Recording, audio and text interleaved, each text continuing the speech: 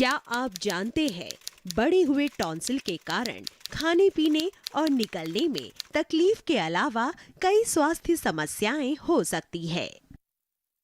बढ़े हुए टॉन्सिल के कारण नाक और कान को जोड़ने वाली नली बंद हो जाती है, जिससे साइनस और कान में इन्फेक्शन की समस्या भी हो सकती है। जहां बढ़ा हुआ टॉन्सिल आपकी सुनने की क्षमता को कम कर सकता है, वहीं गले में हवा के बहाव में रुकावट आने लगती है और खर्राटे की समस्या भी हो जाती है। सर्दी, जुकाम और गले की तमाम समस्याओं की नब्ज टटोलती रिपोर्ट।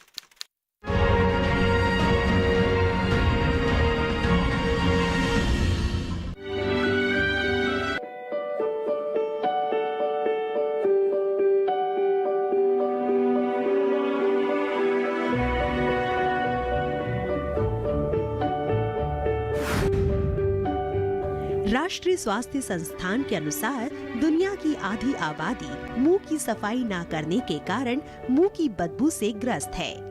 लेकिन टॉन्सिल्स की समस्या होने पर भी सांसों से बदबू और खर्राटों की समस्या हो सकती है।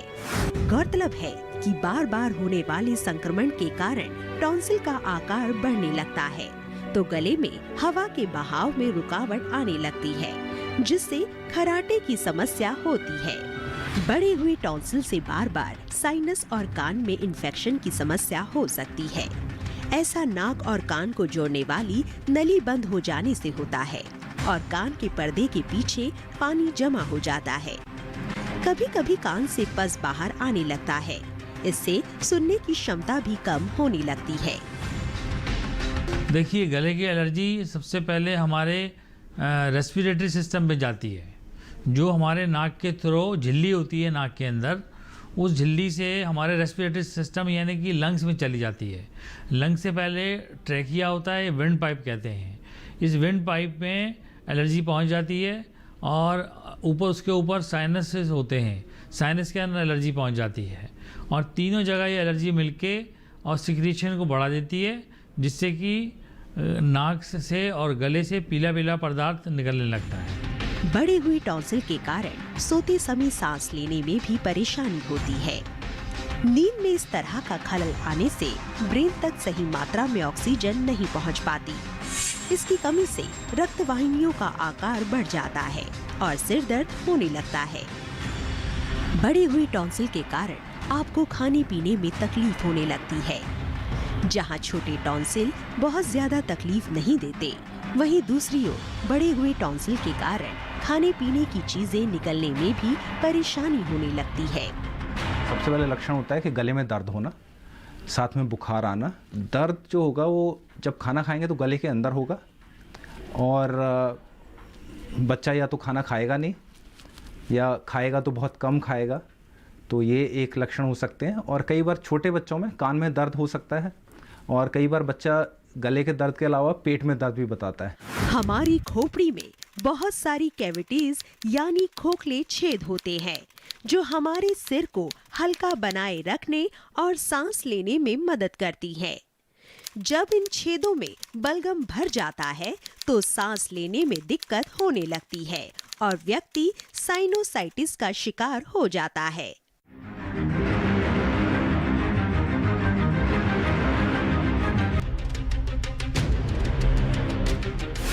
जिन्हें हमेशा सर्दी, जुकाम और प्रदूषण की वजह से गले में खिचखिच पैदा होती है, नाक बंद होना, नाक बहना और बुखार जैसी शिकायत होने लगे तो एक्यूट या क्रॉनिक साइनस हो सकता है। शहरीकरण के इस दौर में जिस तरह से प्रदूषण का स्तर बढ़ रहा है, उससे अधिकतर महिलाएं सांस की प्रॉब्लम से परेशान रहने लगी है। ये समस्या आगे चलकर साइनस की बीमारी का रूप बन जाती है। साइनस की बीमारी तब होती है जब हमारे चेहरे की हड्डियों के पीछे मौजूद हवा से भरे साइनस गंभीर हो जाते हैं और बहुत ज्यादा सूज जाते हैं। साइनस की बीमारी का सबसे नेगेटिव पॉइंट ये है कि ये किसी भी उम्र की महिला को हो सकती है, इसलिए इसे हल्के में ना लें और अपने सांस लेने के तरीकों पर ध्यान दें। जिन लोगों को एलर्जिक साइनस होता है, उन्हें पोलन सीजन और सर्दियों में स्मॉग होने पर समस्या बढ़ने का खतरा रहता है। अगर ये लक्षण कई दिनों तक बने रहे तो ये एक्यूट साइनस हो सकता है। अगर ये समस्या बार बार होने लगे या 3 महीने से ज्यादा समय तक बनी रहे तो ये क्रॉनिक साइनस हो सकता है। ये बीमारी खराब लाइफस्टाइल की वजह से नहीं होती, लेकिन जो लोग फील्ड जॉब में होते हैं यानी जो ज्यादा समय पॉल्यूशन में रहते हैं, उनको साइनस होने का खतरा ज्यादा होता है। आजकल के मौसम में जैसे हम देखते हैं कि ग्रामीण क्षेत्र में किसान भाई हमारे खेतों में काम करते हैं, तो उस समय जब खेतों में काम करते हैं तो फसल जो होती है उसके परागकण और जब ये खेतों की थोड़ी कटाई चलती है उसकी डस्ट और साथ में जो फंगस होती है ये बहुत सक्रिय होती है। मैं किसान भाइयों को कहूँगा कि इस समय जब वो खेतों में काम करें नाक और मुंह पर कपड़ा बांध लें, वरना उनके नाक के और गले के अंदर वो परागकण और जो खेतों की जो धुआं है वो सब उनके गले में चला जाएगा और नाक में चला जाएगा और वो एलर्जी पैदा कर देगा। एलर्जी पैदा करेगा तो उससे जो टिश्यू डैमेज हो जाते हैं, यानी कि जो हमारे नाक के जो झिल्ली होती है वो खराब हो जाती है और फिर उससे संक्रमण यानी कि इन्फेक्शन हो जाता है। गौरतलब है कि जुकाम अक्सर अपना पूरा वक्त लेकर ही ठीक होता है। ये ज्यादा से ज्यादा 1 हफ्ते में ठीक हो जाता है। हालांकि तीसरे चौथे दिन से जुकाम की तीव्रता कम होने लगती है। लेकिन अगर जुकाम 1 या 2 दिन में ही बहते बहते अचानक रुक जाए या अपने आप ठीक हो जाए तो हो सकता है कि जुकाम बाहर ना निकलकर अंदर ही जम गया है, जो कि आगे चलकर साइनस बन सकता है। हमारे नाक, कान और गला तीनों आपस में जुड़े हुए हैं। नाक और गला तो हमारे पिछले हिस्से से जुड़े हुए हैं। कान हमारा यूस्टेशन ट्यूब से जुड़ा हुआ है। एक ट्यूब होती है जो कान और नाक को कनेक्ट करती है, जिसको यूस्टेशन ट्यूब कहते हैं। बच्चों में ये ट्यूब बड़ी होती है और खुली होती है और स्ट्रेट होती है, यानी कि सीधी होती है। यानी कि बच्चों में इसका कनेक्शन बड़ा होता है। कान और नाक का जो यूस्टेशन ट्यूब का कनेक्शन होता है वो बड़ा होता है। इसलिए जो भी इन्फेक्शन हमारे बच्चों के नाक में जाता है वो फौरन कान में चला जाता है बच्चों में। बड़े और बच्चों सभी में साइनस के लक्षण एक जैसे ही होते हैं। बुखार, सिर दर्द, खांसी, नाक बहना या बंद रहना, छींकना, गले में खराश, आंखों से आंसू बहना, सांस लेने में परेशानी होना आदि सर्दी जुकाम के मुख्य लक्षण है। ये बीमारी दूसरी जगह खांसने से, छींकने से या एक दूसरे से, मान लीजिए किसी को नाक का इन्फेक्शन है, वो मान लीजिए नाक साफ करता है अपना, तो हाथ में उसके इन्फेक्शन, ये कीटाणु लग जाते हैं। हाथ मिलाने से और एक दूसरे से बातचीत करने से, भीड़ भाड़ इलाके में जाने से, एक दूसरे से खांसने से ये बीमारी बहुत जल्दी से फैलती है। इसलिए जब ये किसी को प्रॉब्लम हो तो मैं कहूँगा कि दूर रहें, भीड़ भाड़ इलाके में ना जाएं, और इसलिए जब खांसें तो मुंह पर रुमाल या कपड़ा रख लें और अपने नाक और मुंह को काम करते वक्त बंद रखें या मास्क लगा के रखें। फ्लू खासकर सर्दी के मौसम की शुरुआत में होता है।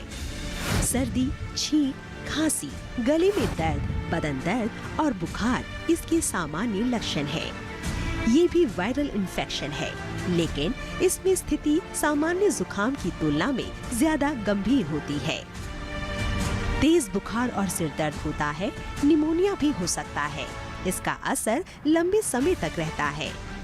एनीमिया होने पर क्या है कि कहीं ना कहीं हमारे को एक थकान ज़्यादा महसूस होती है, कमजोरी का एहसास होता है, शरीर में थोड़ा पीलापन महसूस होगा, आंखों के नीचे, तो आंखों के चारों थोड़ा लगेगा थोड़ा गड्ढे हैं, या कहीं आंखों के अगर आप नीचे देखेंगे तो पीलापन आएगा, जीभ थोड़ा वैसी होगी, आपके हाथों के अंदर कहीं जो लाली होनी चाहिए वो नहीं होगी।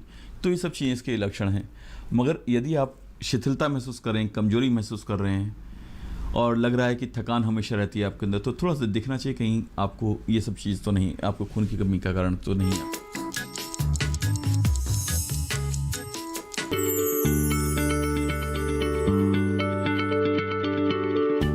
क्या आप किसी बीमारी से परेशान हैं? चाहते हैं डॉक्टर की सलाह?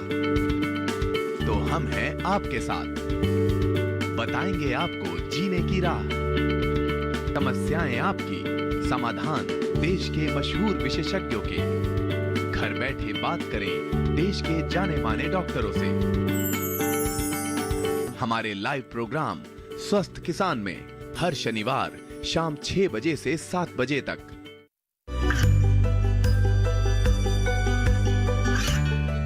गांवों और पिछड़े क्षेत्रों में सरकारी योजनाओं की जानकारी पहुंचा। देश में कौशल और क्षमता विकास कर ग्रामीणों को सामाजिक बदलाव और विकास से जोड़ने की दूरदर्शन किसान की पहल चौपाल चर्चा देखें सोमवार से शुक्रवार सुबह 9 बजे। ये कामयाबी है अन्नदाता की, ये कहानी है खेत और खलिहानों की। कैसे करें अपने पशुओं की देखभाल, जानिए गांव-गांव के किसानों का हाल। देखिए गांव किसान सोमवार से शुक्रवार दोपहर 12 बजे सिर्फ डीडी किसान पर।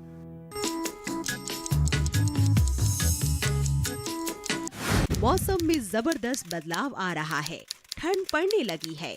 कई जगह तापमान भी गिरने से स्वास्थ्य समस्याएं बढ़ रही है। आपकी थोड़ी सी सावधानी और जागरूकता भी इन बीमारियों की आशंका को कम कर सकता है।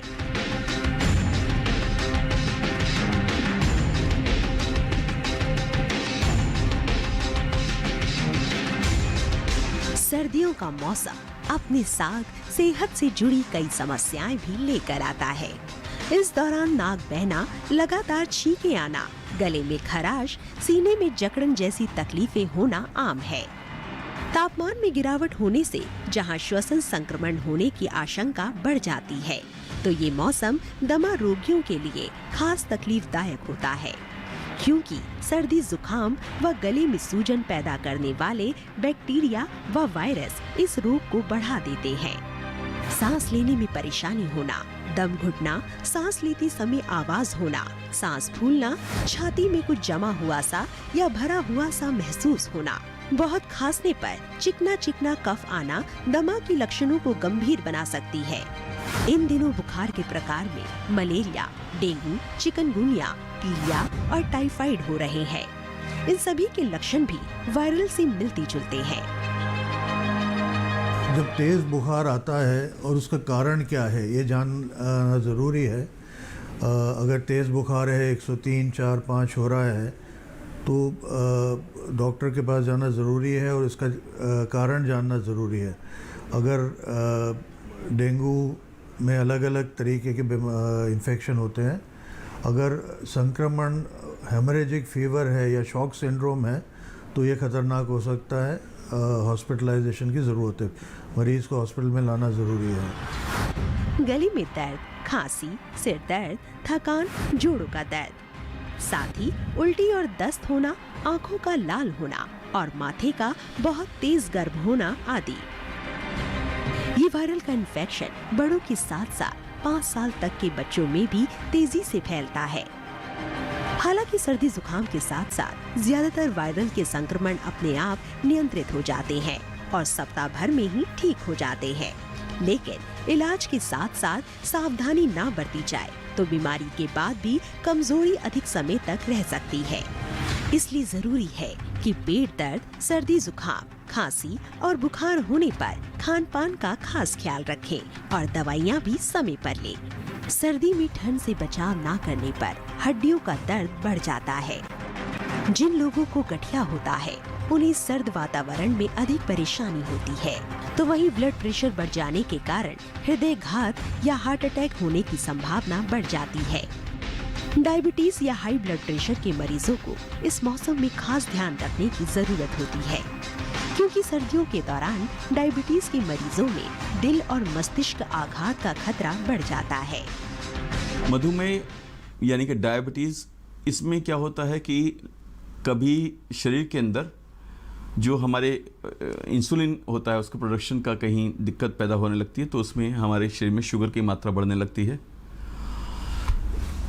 भूख ज़्यादा लगना, प्यास ज़्यादा लगना, ज़्यादा पेशाब जाना, ये इसके लक्षण हैं, मगर इसके शुरुआती लक्षण हैं। और लगातार यदि खून की जांच कराएं, उसमें देखें हमारे शुगर की मात्रा कितनी है, तो उससे मालूम पड़ सकता है। मगर यदि इसको कंट्रोल नहीं करें तो ये एक विकराल रूप धारण कर सकती है और शरीर के विभिन्न अंग इससे प्रभावित होते हैं। आँखों के अंदर भी इसका असर पड़ता है, दिमाग के ऊपर भी असर पड़ता है, शरीर के विभिन्न अंगों पर इसका असर पड़ता है। इसलिए डायबिटीज़ को या मधुमेह को कभी भी सीरियसली नहीं लेना चाहिए। कहीं ना कहीं इसको जब भी लगे कि हाँ कुछ मुझे इस तरह के शुरुआती लक्षण कुछ नज़र आ रहे हैं, तुरंत चिकित्सक की सहायता लेनी चाहिए। इस मौसम में पपीता, कद्दू, गाजर, टमाटर, पालक साग, अमरूद जैसी मौसमी सब्जियों और फलों का सेवन फायदेमंद होता है। सर्दी, खांसी और बुखार के 100 से ज्यादा वायरस होते हैं, इसलिए पौष्टिक भोजन का सेवन कर रोग प्रतिरोधक क्षमता बढ़ाना भी जरूरी है। ध्यान रखें कि अगर कोई संक्रमण से पीड़ित है तो खांसते या छींकते वक्त हमेशा मुंह पर रुमाल रखें, क्योंकि इसका वायरस अन्य लोगों को भी अपनी चपेट में ले सकता है।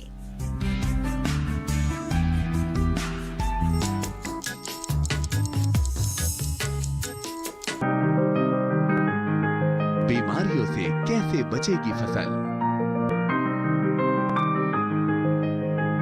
मवेशियों की मुश्किलों का क्या है हल? कहां से लाएं बीज, कितनी लगेगी खाद? किसानों के हर फोन का विशेषज्ञ देंगे जवाब। देखिए हेलो किसान लाइव, सोमवार से शुक्रवार शाम 6 बजे।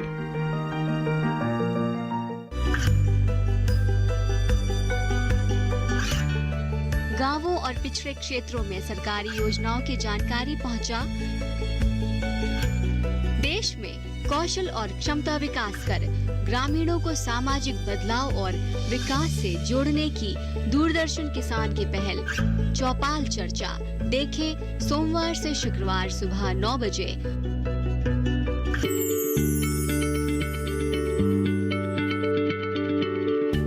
क्या आप किसी बीमारी से परेशान हैं? चाहते हैं डॉक्टर की सलाह? तो हम हैं आपके साथ, बताएंगे आपको जीने की राह। समस्याएं आपकी, समाधान देश के मशहूर विशेषज्ञों के। घर बैठे बात करें देश के जाने माने डॉक्टरों से। हमारे लाइव प्रोग्राम स्वस्थ किसान में हर शनिवार शाम 6 बजे से 7 बजे तक।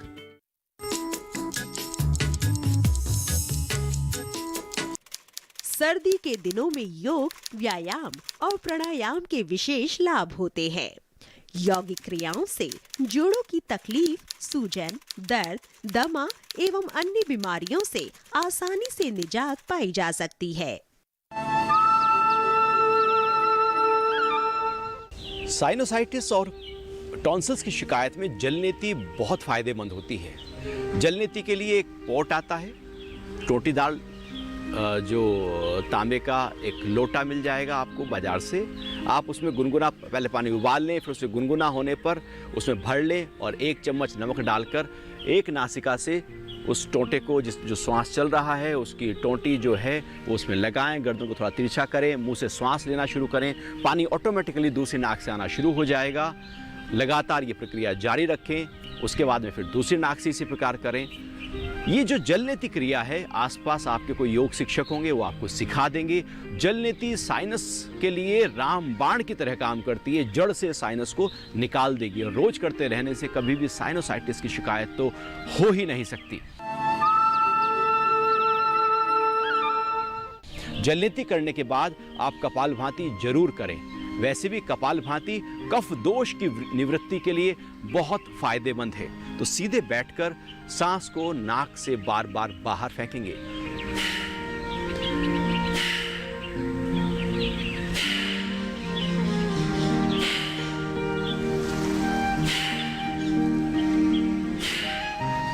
बार बार ये प्रक्रिया जारी रखें, निकालते जाएं, नाक से सांस फेंकें, पेट थोड़ा अंदर जाएगा। अपने ध्यान को अपने नाक के पास, गले पर, छाती पर बनाए रखें। ये कफ का स्थान है। पूरा फोकस करें और ये भाव प्रबल करें कि मेरे साइनोसाइटिस की शिकायत दूर हो रही है, कफ दोष की निवृत्ति हो रही है। वातक्रम कपालभाति के लिए सीधे हाथ की प्राणायाम मुद्रा नाक पर ले जाएं ऐसे। जल्दी जल्दी श्वास को भरना है और दूसरी नाक से निकालना है। तो स्टार्ट करेंगे लेफ्ट से श्वास निकाला, लेफ्ट से भरा, लेफ्ट को बंद किया, राइट से निकाल दिया, राइट से भरा और लेफ्ट से निकाल दिया। तो बार बार ऐसे ही करते रहेंगे।